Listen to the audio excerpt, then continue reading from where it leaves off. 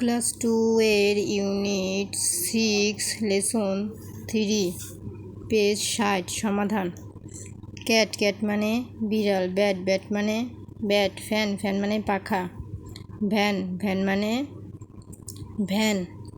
Cat মানে বিড়াল, bat মানে ব্যাট, ফ্যান মানে পাখা, ভ্যান মানে ভ্যান।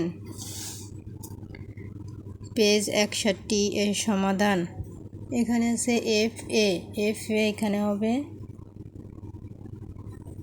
এন, ফ্যান ফ্যান মানে পাখা, সি এ টি ক্যাট ক্যাট মানে বিড়াল, ভি এ এন ভ্যান মানে van, B A T bat bat মানে ব্যাট।